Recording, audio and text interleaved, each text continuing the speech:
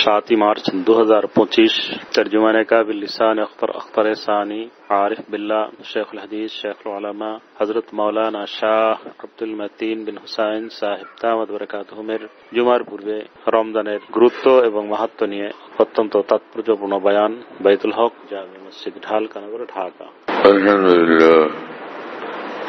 আলহামদুলিল্লাহ ওয়া কাফা ওয়া সালামুন আলা ইবাদিল্লাযিনা ইসতাফা أما بعد فأعوذ بالله من الشيطان الرجيم بسم الله الرحمن الرحيم كتب عليكم الصيام كما كتب على الذين من قبلكم لعلكم تتقون صدق الله مولانا العظيم। আল্লাহ পাক জাল্লা জালালুহু ওয়া মান ওয়ালুহু আমাদের সকলকে মাফ করেন, আল্লাহর মহব্বত মারিফত দান করেন, বন্দেগী ওয়ালা জিন্দেগি নসিব করেন, নূর ওয়ালা অন্তর এবং জীবন নসিব করেন। আল্লাহ আমাদের তো অতীতের সব গুনাহ মাফ করেন এবং ভবিষ্যৎ জিন্দেগিতে নেক আমলের তৌফিক দান করেন। কুরআনে কারীমে মহান রব্বুল আলামিন বলেন যে রোজাকে তোমাদের উপরে ফরজ করা হলো, যেমন নাকি তোমাদের পূর্ববর্তী উম্মত সমূহের উপরও ফরজ করা হয়েছিল। উদ্দেশ্যই যে তোমরা মুত্তাকি হও, আল্লাহ ওয়ালা হও, গুনাহমুক্ত জিন্দেগি ওয়ালা হও, তোমরা জাহান্নাম থেকে মুক্তি পাও। রোজার যে আমল, রোজার মেহনত, রোজার মুজাহাদা, যে সুবে সাদিক থেকে নিয়ে সন্ধ্যা পর্যন্ত কোনো কিছু না খাওয়া, খাওয়ার মতো শক্তি আছে, সুযোগ আছে, কিন্তু বান্দা খায় না। কেন? সে অন্তরে আল্লাহর ভয় এবং আল্লাহ পাকের মহব্বত, এই কারণে সে খাইতে পারে না। সুযোগ থাকলেও খাওয়া সম্ভব না। এটাকে তাকওয়া বলে, যে হাজারো অন্যায়ের সুযোগ আছে, হাজারো পাপাচারের সুযোগ আছে, কিন্তু সেই সুযোগ থাকা সত্ত্বেও বান্দা সেদিকে অগ্রসর হয় না, বরং বিরত থাকে শুধু আল্লাহর ভয়ে এবং আল্লাহ পাকের মহব্বতে আর আল্লাহ পাকের আনুগত্যের খাতিরে। আমার আল্লাহর হুকুম এরকম, সেজন্য আমি এটা করব। जो उनकी खुशी है वो मेरी भी खुशी है, जा दिल तुझे छोड़ा कि जिधर वो है उधर हम, যা আল্লাহ পাকের খুশি সেটা আমারও খুশি। হে মন, তোমার কথা মতো চলবো না, আমি তো আমার আল্লাহ পাকের হুকুম মোতাবেক চলবো, আল্লাহ পাকের সন্তুষ্টি মোতাবেক চলবো। এ সকল মানুষ এই হাকিকতকে বুঝতে পারছে যে নফসের চাহিদা পুরা করা না, বরং আল্লাহ পাকের মর্জির উপরে চলা, আল্লাহ পাকের খুশির উপরে চলা। এই বুঝ যাদের মধ্যে পয়দা হয়ে গেছে এবং এই বুঝের উপরে তারা জিন্দিগি বানায় নিছে, আর সেই জিন্দিগির উপরে তারা অটল অবিচল, এই মানুষরা কামিয়াব, এই মানুষরাই জান্নাতি মানুষ। আল্লাহ পাক জাল্লা জালালুহু ওয়া মানওয়ালু বলছেন যে فأما من خاف مقام ربه ونهى النفس عن الهوى فإن الجنة هي المأوى। যারা কাল কিয়ামতে আল্লাহ পাকের সামনে দাঁড়ানো লাগবে সেই ভয় অন্তরে রাখে এবং সেই ভয় দ্বারা নিয়ন্ত্রিত জিন্দেগি যাপন করে আর নিজেকে নিজের মনের আরাম চাহিদা থেকে বিরত রাখে, তো নিশ্চয়ই তার ঠিকানা হল জান্নাত। ফাইনাল জান্নাতা হিয়াল মাওয়া। তার জন্য এটা চূড়ান্ত বিষয় যে তার ঠিকানা হল জান্নাত। রব্বুল আলামিন সেই পথে হাঁটার আমাদেরকে তৌফিক দান করে। এই নফসই হল সমস্ত নষ্টামির মূল। শয়তানও ধোঁকা দেয়। শয়তান ধোঁকা দিলে একটা গুনার জন্য সে ধোঁকা দিছিল, সেটার বান্দা যদি না করে তো আরেকটার দিকে যায়, আরেকটা গুনাহ করানোর চেষ্টা করে, একটার পরে আরেকটা, আরেকটার পরে আরেকটা। কিন্তু একই গুনাহ যদি বারবার হয় এটা নফসের কাজ। হযরত হাকিম আল-মুতানাবী বলেন, বারবার যদি কোনো গুনাহে লিপ্ত করে একই গুনাহে, এটা আলামত যেটা নফসের নষ্টামি। কোরআন শরীফ আল্লাহ পাক বলছেন যে ইন্নান নাফসা লাআম্মারাতুম বিসসু, নিশ্চয় নফস তোমাদেরকে অনেক বেশি মাত্রায় অন্যায় কাজের প্রতি প্ররোচিত করে। বোঝা গেল বারংবার এইভাবে পাপের প্রতি প্ররোচিত করতে থাকা এটা নফসেরই কাজ। এবং রাসূল আকরাম সাল্লাল্লাহু আলাইহি ওয়াসাল্লাম বলছেন, এক দুশমন তো নফস শয়তান, আরেক দুশমন হল নফস। তোমাদের এই দুই দুশমন, কিন্তু ইন্না আদা আদুবিকা বাইনা জামবাইকা, যে তোমার সবচেয়ে বড় দুশমন তোমার ভিতরে মজুদ, সেটা হল নফস। ইবলিস বেশুমার আমল ইবাদতওয়ালা ছিল, জিকিরওয়ালা ছিল, সিজদাওয়ালা ছিল এবং বেশুমার ইলমওয়ালা ছিল। এত সত্ত্বেও ইবলিস গুমরাহ হল, বিতাড়িত হল, কাফের হল এবং চিরদিনের জন্য আল্লাহ পাকের দরবার থেকে এবং রহমত থেকে মরদুদ হল। সেই ইবলিসকে নষ্ট করার জন্য আরেকটা ইবলিস তো আসে নাই, তাকে নষ্ট করল কে? হযরত হাকিম আল-মুতানাবী রাহমাতুল্লাহি আলাইহি বলেন, ইবলিসকে নষ্টকারী তার নফস। বোঝা গেল সেই নফস ইবলিস থেকেও বড় দুশমন, বেশি ভয়ঙ্কর। এজন্য আমাদের কাজই হল শুধু সাবধানভাবে চলা, উভয় দুশমন থেকে সতর্ক থাকা। দারুল দেওবন্দের প্রতিষ্ঠাতা বিখ্যাত আলিমে দ্বীন হুজ্জতুল ইসলাম হযরত মাওলানা কাসিম নানুতুবী রাহমাতুল্লাহি আলাইহি বলেন, हे अल्लाह, नफ्स शैतान दोनों ने मिलकर मुझको किया है हाय तबाह, ऐ मेरे मौला मेरी मदद कर, चाहता हूं मैं तेरी पना। हे अल्लाह, नफ्स शैतान दोनोটা মিলে আমাকে ভীষণ ক্ষতিগ্রস্ত করে ফেলছে, বরবাদ করে ফেলছে। আমি আপনার আশ্রয় চাই, আমাকে আশ্রয় দেন, আমাকে বাঁচান। আর বাস্তব সত্য হল এই, বান্দা যখন আল্লাহর সন্তুষ্টির পথে মুজাহাদা করে, চেষ্টা করে, মেহনত করে, ফিকির করে, তো আল্লাহ পাক খুশি হন, তার জন্য হেদায়েতের রাস্তা খুলে দেন, নেক আমলের তৌফিক দেন, গুনাহ থেকে বাঁচার তৌফিক দেন, হিম্মত দেন, তৌফিক দেন। আল্লাহ তাআলা নিজেই রাস্তাকে সহজ করে দেন। কোরআনে কারীমে আল্লাহ পাক বলেন, ওয়াল্লাযীনা জাহাদু ফীনা লানাহদিয়ান্নাহুম সুবুলানা, যে সকল বান্দারা আমি আল্লাহর সন্তুষ্টির জন্য মুজাহাদা করে, নেক আমল যেগুলো করার সেগুলো করে এবং গুনাহ থেকে বাঁচার দরকার সেগুলো থেকে বিরত থাকে, এই দুই পথে চলতে গিয়ে তার যে কষ্ট সহ্য করতে হয়, এটা যারা করে, লানাহদিয়ান্নাহুম সুবুলানা, একদম চূড়ান্ত এবং সুনিশ্চিত বিষয় যে হেদায়েতের সব রাস্তা তার জন্য আমি খুলে দেব। লানাহদিয়ান্নাহুম সুবুলানা সুবুলাস সাইরি ইলাইনা ওয়া সুবুলাল উসুলি ইলা জানাবিনা, যে আল্লাহ পাকের পথে চলার জন্য হিম্মত দরকার, তৌফিক দরকার, আল্লাহ পাক সেটা দান করবেন। নেক আমলগুলো তার দ্বারা হবে, নেক আমলগুলো সম্পাদিত হবে এবং অন্যায় কাজগুলো থেকেও বিরত থাকার তার তৌফিক নসিব হবে। কিন্তু রাস্তা হল মুজাহাদার,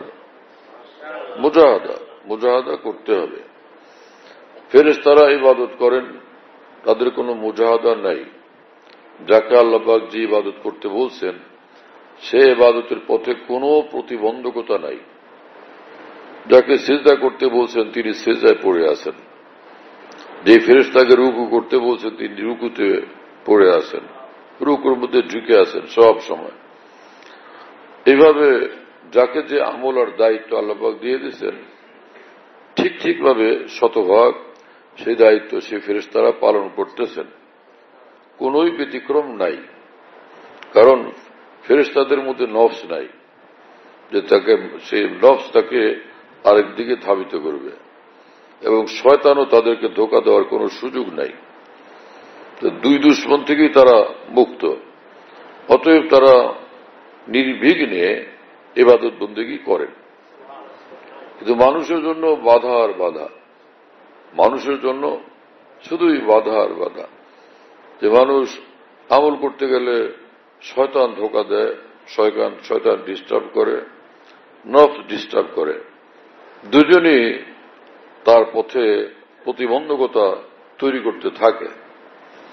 আর মানুষ আল্লাহর মহব্বতে, আল্লাহর ভালোবাসায়, আল্লাহর ভয়ে এই সব প্রতিবন্ধকতা অতিক্রম করে আল্লাহর হুকুম পালন করে, নামাজ পড়ে, রোজা রাখে, যাকাত দেয়, হজ করে এবং জিকির আজকার করে, তিলাওয়াত করে। আল্লাহ পাকের এক এক হুকুমকে সযত্নে সে পালন করে, সযত্নে পালন করার চেষ্টা করে। আল্লাহ পাক জাল্লা জালালুহু আম্মা নেওয়াল যখন দেখেন যে এত বাধা অতিক্রম করে এই বান্দা আমাকে খুঁজতেছে, আমাকে চাইতেছে, আমাকে ডাকতেছে, আমার বন্দেগী করতেছে, তো এই বান্দাদেরকে, এই নেক আমলওয়ালা বান্দাদেরকে রব্বুল আলামিন ফেরেশতাদের চেয়ে ঊর্ধ্বের মর্তবা দান করেন। আজ মালায়েক বাহরাদারি ওয়াজ বাহায়েব নিজাম বগজারাজ হজ্জে বাহায়েব কাজ মালায়েক বুগজারি। এই কথাই বলছেন কোন হুজুর যে তোমার মধ্যে পশুর মতো জিন্দগি বানানোর এই ক্ষমতাও আছে, লাগামহীন জীবন, আর ফেরেশতাদের মতো এরকম নূরওয়ালা জিন্দগি বানানোর ক্ষমতা আছে। দুইটাই তুমি করতে পারো। বৌজারাজ হজ্জে বাহায়েব, তুমি পশুর মতো লাগামহীন জীবন যাপন পরিহার করো, কাজ মালায়েক বুগজারি, তাহলে তুমি ফেরেশতার ঊর্ধ্বে উঠে যাবে। ফেরেশতাদের যে ইবাদতের সীমা, মর্তবার সীমা তুমি অতিক্রম করবে, তুমি আরো ঊর্ধ্বে উঠবে। আল্লাহ পাক আমাদেরকে তৌফিক দান করে। সকলেরই যা কিছু আমলের তৌফিক হয়, একজন মুসলমান এই কথাই মনে করে আমার দ্বারা কোনো কিছুই হয় নাই, কোন নেক আমল আমি তো করতে পারি নাই, যা করলাম সেগুলো ভুল ত্রুটিওয়ালা, হাজারো দোষে ভরা, কবুলের যোগ্য না, এটা মুসলমান মনে করে। এই মনে করাটাই আরেকটা আমল। আমল করতে থাকা আর সব আমলকে অচল মনে করা, কবুলের অযোগ্য মনে করা, হ্যাঁ, দোষে ভরা মনে করা, ত্রুটিতে ভরা মনে করা, এটা আরেকটা আমল। এটা অনেক বড় দামি জিনিস। এটা আবদিয়ত, এটা ফানাইয়ত, এটা নাদামত। নাদামত হোক আর আবদিয়ত হোক, সবটা দামি। নাদামত মানে অনুতাপ, অনুশোচনা, লজ্জিত হওয়া, হ্যাঁ, নিজের দুর্বলতার দোষগুলোকে দেখা, এটা আল্লাহ পাক পছন্দ করেন। ইবলিস ভুল করলো, আদম আলাইহিস সালামের থেকেও একটা ভুল হলো। ইবলিস ভুল স্বীকার করে নাই, অনুতপ্ত হয় নাই, ক্ষমা চায় নাই, কান্নাকাটিও করে নাই। সে বিতাড়িত হলো, লানতের দড়ি তার গলায় পরানো হলো, একদমই চিরতরে ধ্বংস হয়ে গেল, চির জাহান্নামী হলো সে ইবলিস। এর বিপরীতে হযরত আদম আলাইহিস সালামের ভুল তো হলো, কিন্তু তিনি লজ্জিত হলেন, অনুতপ্ত হলেন, অনুশোচনা করলেন এবং কান্নাকাটি করলেন, তওবা করলেন, মাফ চাইলেন। তো আল্লাহ পাক জাল্লা জালালুহু ওয়া মানাওয়ালুর নিকট তার এই অনুতাপ, অনুশোচনা, এই লজ্জা, এই সবকিছু, লজ্জাবোধ সবকিছু আল্লাহর কাছে খুব পছন্দনীয় হয়েছে, যে সে খোদা তো না, তার থেকে ভুল হইতে পারে, ফেরেশতা তো না, তার থেকে ভুল হইতেই পারে, কিন্তু সেই ভুলের পরে, ত্রুটি বিচ্যুতির পরে তার মধ্যে দেখলাম আমি নাদামত, অনুতাপ, অনুশোচনা এবং লজ্জাবোধ এবং ক্ষমা প্রার্থনা আর কান্নাকাটি করা, কান্নার চেষ্টা করা, এই গুণগুলো আল্লাহ পাকের রহমতকে আকৃষ্ট করল। এর ফলে আদম আলাইহিস সালাম আগে এই ত্রুটি সংঘটিত হওয়ার পূর্বে যেই উচ্চ মর্তবায় ছিলেন তার চেয়ে হাজারো গুরু ঊর্ধ্বে তার মর্তবা আল্লাহ পাক দান করলেন। আগের চেয়ে হাজারো লাখ কোটি গুণ ঊর্ধ্বে হল তার মর্তবা। এবং সেই আদম আলাইহিস সালামকে এইভাবে রব্বুল আলামিন দুনিয়াতে পাঠাইলেন। আর আল্লাহ পাক বললেন যে তোমাদের বাবার তো এই ঘটনা হয়েছিল, পরে এইভাবে লজ্জিত অনুতপ্ত হওয়ার কারণে আমি তাকে মাফ করে দিয়ে আগের চেয়ে বড় মর্তবা দিয়ে দিলাম। ঠিক তোমাদের সাথেও আমার একই মামলা হবে, তোমাদের সঙ্গে একই ব্যবহার করব, যে তোমাদের বাবার ভুলের পরে তওবার কারণে যেরকম মর্তবা দিলাম, তোমাদের একটা হোক আর হাজার, যে কোনো ভুল করার পরে যদি তোমরা তওবা করো, মাফ চাও, এইরকম তোমাদেরকে উচ্চ মর্তবা দিয়ে দিব। আর কত উচ্চ মর্তবা সেটা যে ইন্নাল্লাহু ইউহিব্বুত তাওয়াবিন, আল্লাহ পাক বলেন যে আমি তোমাদেরকে মাহবুব, আমার প্রিয় পাত্র বানায় নিব।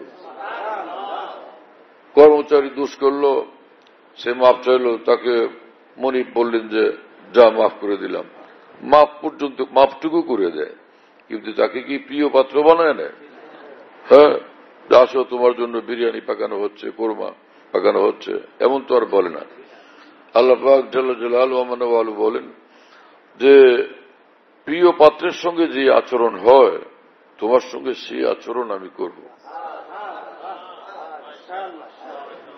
সুবহানাল্লাহ তাআলা বিহামদি। আল্লাহ তাআলা আমাদেরকে কবুল করে, তৌফিক দান করে। আমরা মানুষ, আমাদের থেকে ভুল হয়। ভুল দুই রকম, একটা হলো রুটিন করে প্ল্যান প্রোগ্রামের অধীনে ভুল করা, অন্যায় করা, পাপ করা, আর একটা হলো অ্যাক্সিডেন্ট হয়ে যাওয়া। এরকম প্ল্যান প্রোগ্রাম করে মুসলমান কোথায় গুনাহ করবে? যে আমার গুনাহ করার শখ, এজন্য যেসব গুনাহ আছে একটা লিস্ট তৈরি করছি, একটার পর একটা আমি করতে থাকবো। এরকম কি করে মুসলমান? হ্যাঁ, বরং মুসলমানের চিন্তা তো মূলত এই, ফিকির তো মূলত এই যে আমি আল্লাহকে চাই, আমি আল্লাহকে ভালোবাসি, আমি জান্নাত চাই, আমি আল্লাহর হয়ে বাঁচতে চাই, মরতে চাই। এটা হলো মুসলমানের মূল কথা, মূল চিন্তা এবং ফিকির। কিন্তু ওই বিভিন্ন ধোকায় পড়ে এক একটা অন্যায় ঘটে। সেক্ষেত্রেও মুসলমান স্বাধীনভাবে, লাগামহীনভাবে থাকে না, বরং সে অবশ্যই একটু আগে হোক বা একটু পরে অনুতপ্ত হয়, তওবা করে, ক্ষমা চায়। আল্লাহ পাক এই তার তওবা করা, অনুতাপ করা, ক্ষমা চাওয়া, এটাকে পছন্দ করেন। এটা আমল করার তৌফিক আল্লাহ আমাদেরকে দান করেন। রমজান মুবারক আসে বান্দাকে ফিরেজ বানানোর জন্য, পবিত্র বানানোর জন্য, একদম মুত্তাকি বানানোর জন্য, একদম আল্লাহওয়ালা বানানোর জন্য। যে বান্দা সকাল থেকে সন্ধ্যা পর্যন্ত এইভাবে আল্লাহর জন্য একদমই না খায়া থাকে এবং এক ফোঁটা পানিও পান করে না, এইরকম বান্দা, তো সে হিম্মত করবে যে আমি যখন এত কষ্ট করলাম আমার আল্লাহর জন্য, আমি দুই চোখ দিয়া অন্যায় কাজও করব না, গুনাহের কাজও করব না, চোখের দ্বারা গুনার কাজ করব না, ভিন নারীর প্রতি দেখা অথবা কারো অন্য মানুষের আকর্ষণীয় চেহারা কোনো তরুণ, কিশোর তরুণদেরকে দেখা, হ্যাঁ, কম বয়সী বাচ্চাদেরকে দেখা, যাদের প্রতি দেখার জন্য মন অস্থির হয়, যেটা হযরত লূত ইসলামের সম্প্রদায়ের স্বভাব ছিল। আল্লাহ আমাদেরকে হেফাজত করেন। এভাবে মন চায় গীবত করতে, সে গীবত করে না, বিরত থাকে। গীবত বড় ক্ষতিকর, অনেক ভীষণ, অনেক বেশি ক্ষতিকর গীবত। আরেকজনের বাস্তব দোষ যেটা সে তার দ্বারা দোষটা হয়ে গেছে সেটা তার পিছনে আলাপ করা, এটাকে গীবত বলে, পর নিন্দা। এটাও না জায়েজ, হারাম, গুনাহে কবিরা। করছে দোষ, সেটা আল্লাহ পাক দেখবেন। আরেক বান্দা সেটা নিয়ে আলোচনা করবে, তা আল্লাহ পাক বরদাস্ত করেন না। আল্লাহ পাক এত মেহেরবান, বান্দার প্রতি এত দয়াবান। কারো সন্তান অন্যায় করছে, সে বাবা এই তার দোষ ত্রুটি জানা সত্ত্বেও সঙ্গে সঙ্গে এটাও বাবার অবস্থা থাকে যে অন্য মানুষ সন্তানের এই দোষ নিয়ে আলোচনা করতে থাকলে তাদের প্রতি বাবা অসন্তুষ্ট হন। আমার সন্তান দোষ করছে, আমি জানি, আমি শাসন করব, হ্যাঁ, অথবা শাসন করলাম, তোমরা এটা নিয়ে গাওয়াগাই করো কেন? অন্যদের গাওয়াগাই তো বাবা মা পছন্দ করেন না, সহ্য করেন না। তো মা বাবার যতটা স্নেহ মায়া সন্তানের প্রতি, এক এক বান্দার প্রতি আল্লাহ পাকের মায়া মহব্বত তার চেয়ে বেশি। সেজন্য গীবতকে আল্লাহ পাক হারাম করে দিচ্ছেন। কোন মানুষ এরকম বলে যে আরে ভাই এই কথা আমি তার মুখের উপর বলতে পারবো, তার সামনে বলতে পারবো। পিছনে বললো যেরকম গুনাহে কবিরা, সামনে বলতে পারলো গুনাহে কবিরা। কারণ সামনে বললো তো তাকে অপমান করা হলো। কোন মুসলমানকে অপমান করাও গুনাহে কবিরা, কবিরা গুনাহ। কোন মুসলমানকে অপমানও করা যাবে না। হ্যাঁ, আমরা তো নেক আমলকে ভালোবাসি, নেক আমল করার চেষ্টা ফিকির করি, কিন্তু বুঝের কমির কারণে নেক করতে গিয়েও গুনাহ হইতে থাকে। যে আমরা মনে করছি এটা ভালো কাজ না। একজন মুসলমানকে অসম্মান করা, অপমান করা, সেটাও কঠিন গুনাহ। আল্লাহ তাআলা আমাদেরকে হেফাজত করেন।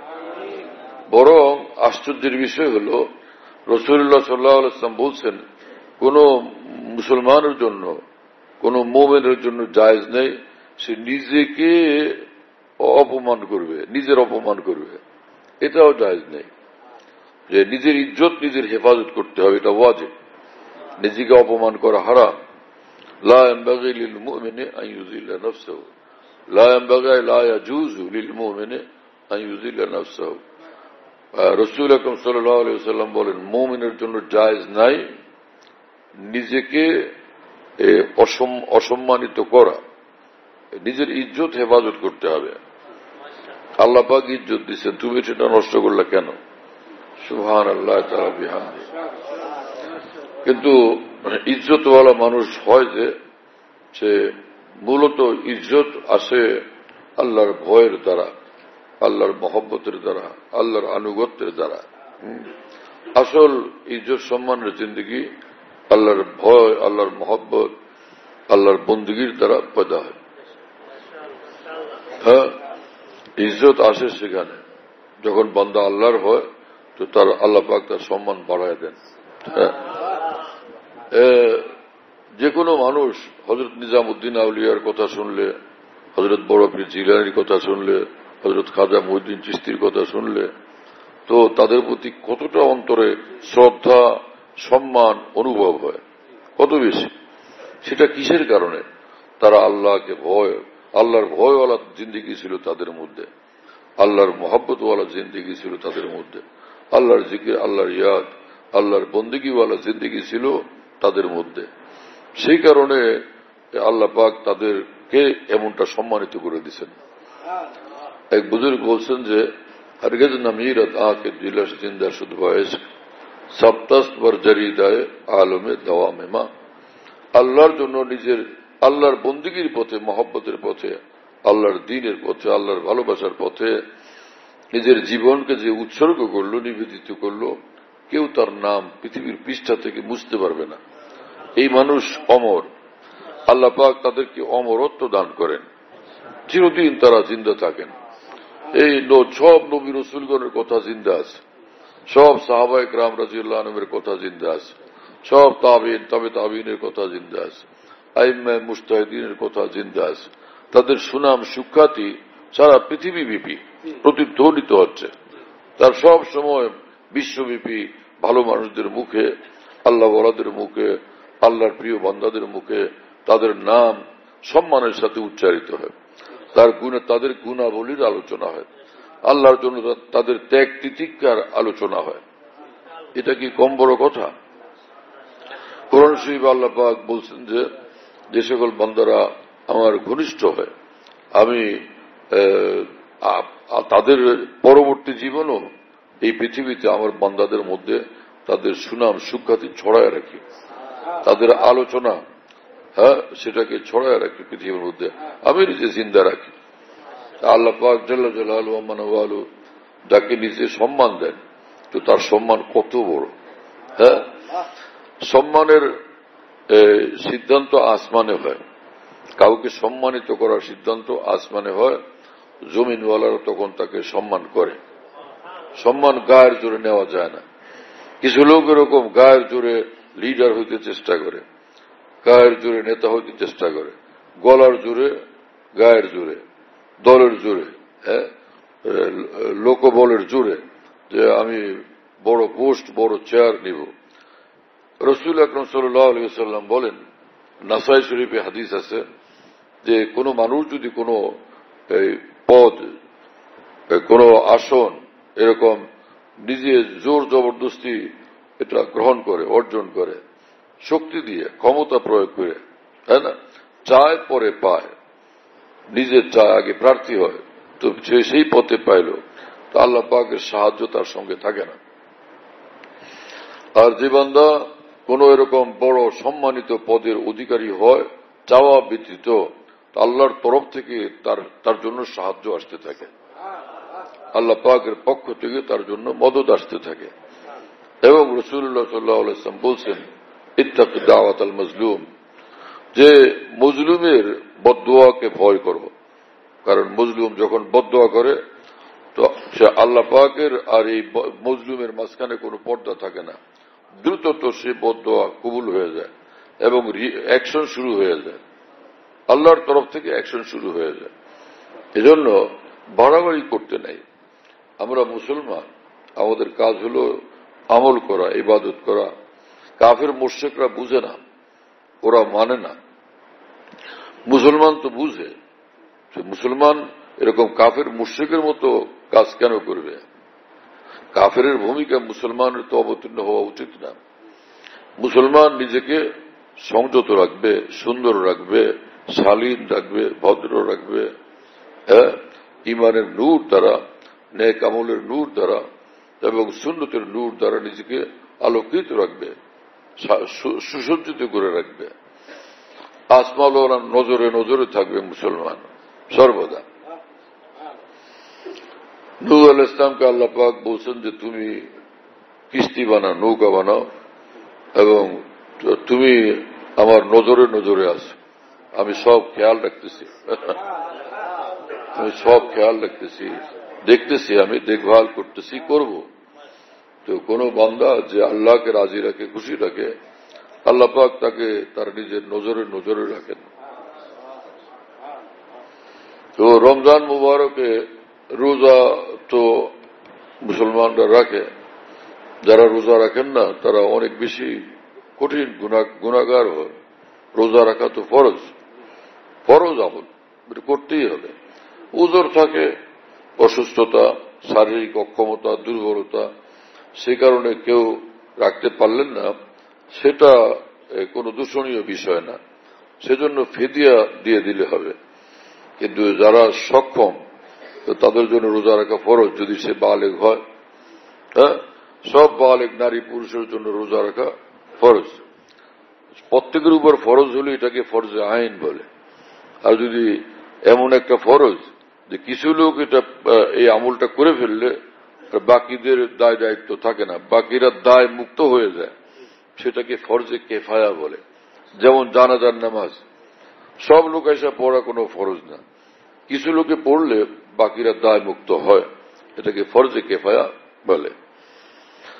তো রমজান মুবারকে যে চারটা আমলের কথা রাসূলুল্লাহ সাল্লাল্লাহু আলাইহি ওয়াসাল্লাম বলছেন, এই চারটা আমল তোমরা বেশি বেশি করবে, সেটা কত দামি।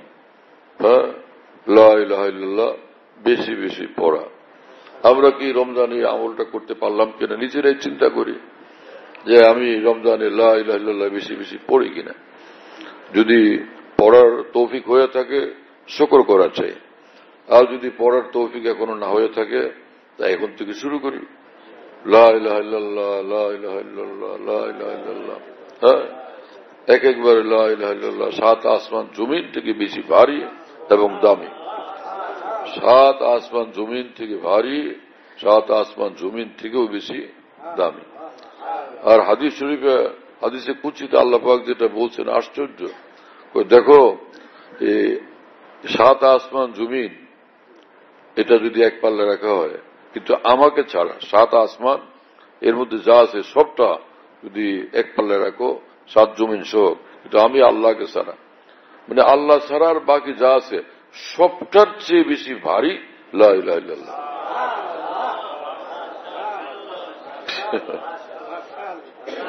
আল্লাহর পরে সবকিছুর চেয়ে বেশি ভারী হল লা ইলাহা ইল্লাল্লাহ।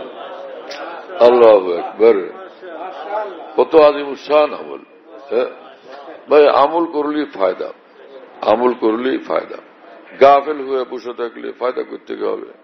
অমুকের গীবত, অমুকের শেকায়েত, নানান অপ্রয়োজনীয় কথাবার্তা, নানান দুনিয়াবি কথাবার্তা ইত্যাদির মধ্যে সময়গুলো শেষ হয়ে যেতেছে, অথচ আমরা ফিকির করি নেই, সাবধান হয়ে নেই, সতর্ক হয়ে নেই। आए थे किस काम को क्या कर चले तो मते चंद अपने सर पर धर चले। আল্লাহ পাঠাইছেন কোন কাজে আর করলেন কি কি কাজ, এগুলোকে আল্লাহকে দেখানো যাবে? হ্যাঁ, এই সকল কর্মকাণ্ড যেগুলোতে অভ্যস্ত হয়ে গেছে আমরা, এগুলো দেখানো যাবে। এবং নিজে নেক আমল করা আর অন্যায় থেকে গুনাহ থেকে বিরত থাকা।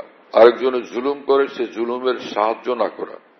কোরআন শরীফে আল্লাহ পাক বলছেন তাআওয়ানু আলাল বিররি ওয়াত তাকওয়া, তোমরা নেক কাজে এবং গুনাহমুক্ত পথে তোমরা সাহায্য করো, নেক কাজে সাহায্য করো, তাকওয়ার কাজে সাহায্য করো।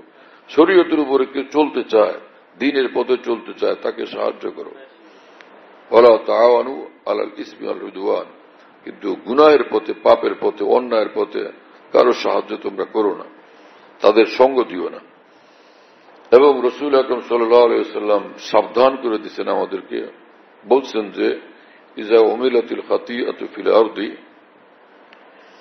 যে যখন পৃথিবীতে কোন জায়গাতে কোন গুনার কাজ হয়, মান শাহিদাহা ফাকারিহাহা কানা কামান গাবা আনহা, যারা সে অন্যায় কাজের আশেপাশে ছিল, দেখছিল, সেটা জানছিল, কিন্তু তারা কষ্ট পাইছে, অসন্তুষ্ট হয়েছে যে এগুলো কি হচ্ছে, হ্যাঁ, সেটাকে সমর্থন দেয় নাই সে অন্যায় কাজকে, তো সে এই অন্যায় কাজের মধ্যে শরীক গণ্য হবে না, সেজন্য সেখানে ছিলই না, সেজন্য সেখানে ছিলই না, সে জানেই না, দেখেই নাই।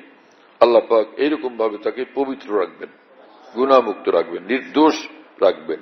হ্যাঁ, ওমান গাবা আনহা ফারাজিহা কানা কামান শাহিদা, আর যে ব্যক্তি সে পাপ কাজ, যেখানে অন্যায় কাজ, জুলুমের কাজ যেখানে সংগঠিত হলো, সে সেখানে ছিল না বটে, দূরে ছিল, কিন্তু সংবাদ পাওয়ার পর এটার প্রতি সমর্থন দিল, খুশি হলো, রাজিয়াহা, খুশি হলো যে খুব ঠিক হয়েছে, অমুকের হত্যা করা হয়েছে, খুব ঠিক আছে, অমুকের জুতা মারা হয়েছে, খুব ঠিক আছে, অমুকের লাঞ্ছিত অবদস্থ করা হয়েছে, খুব ঠিক আছে, ভালো কাজটা হয়েছে, তাকে দূর থেকে সে সমর্থন দিল।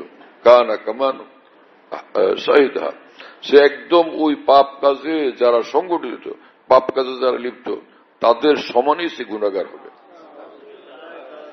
সে ওই কাজের মধ্যে যুক্ত ছিল বলে গণ্য হবে। কারণ সে যে দূর থেকে সমর্থন দিতেছে আর খুশি হইতেছে, কেউ দেখে নেই, কিন্তু আল্লাহ তো দেখতেছেন, আল্লাহকে জানছেন। আমার এক বান্দার উপর জুলুম হলো, তুমি খুশি হলা।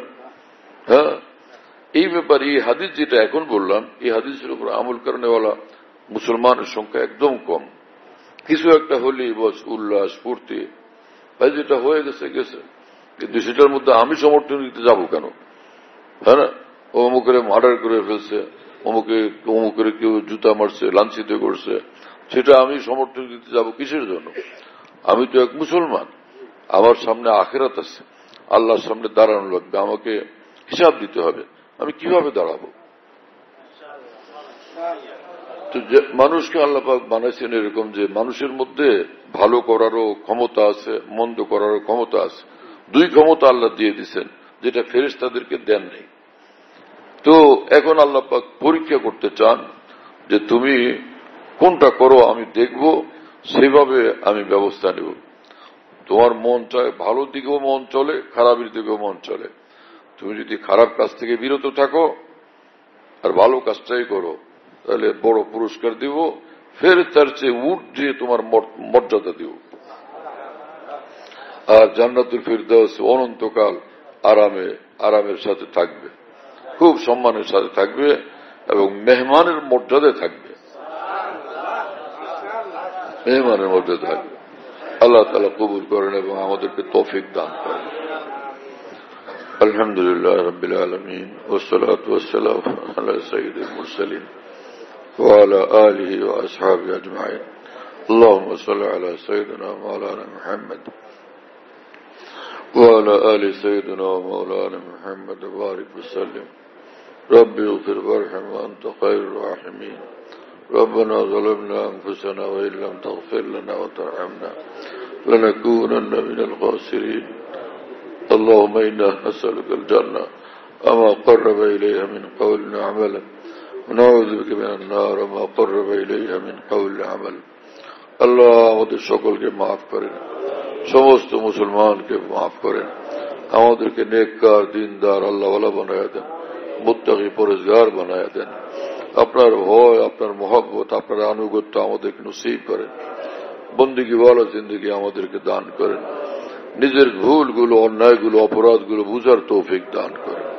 রমজান মুবারকের যে 4 আমল আল্লাহ রমজানে খুব করার তৌফিক দান করেন। বেশি বেশি লা ইলাহা ইল্লাল্লাহ পড়া, বেশি বেশি ইস্তেগফার করা, বেশি বেশি জান্নাত চাওয়া এবং জাহান্নাম থেকে মুক্তি চাওয়া, এই আমল অনেক বেশি করার তৌফিক আমাদের সকলকে দান করেন। আল্লাহ আমাদেরকে জান্নাত দান করেন, জাহান্নাম থেকে আমাদেরকে মুক্তি দান করেন, জাহান্নামের রাস্তা থেকে আমাদেরকে বাঁচান। আমাদের হায়াতে বরকত দান করেন, রিজিকে বরকত দান করেন। যত মুসলমান সারা বিশ্বে ব্যবসা বাণিজ্য করেন, সকলের রিজিকে এবং ব্যবসা বাণিজ্যে অকল্পনীয়, অভাবনীয়, অফুরন্ত বরকত দান করেন। আল্লাহ আমাদের অন্তরকে পবিত্র বানায়া দেন, জিন্দগিকে পবিত্র বানায়া দেন। আর যে কোনো ভুল ত্রুটি হয়ে গেলে আমাদেরকে তওবা করার তৌফিক দেন, পাক সাফ জিন্দগি নিয়ে চলার তৌফিক দেন, তাকওয়ার জিন্দগি নিয়ে চলার তৌফিক দেন। যেখানে যখন কোনো ভুল বিচ্যুতি ঘটে সঙ্গে সঙ্গে তওবা করার, ইস্তেগফার করার, ক্ষমা চাওয়ার তৌফিক দান করেন।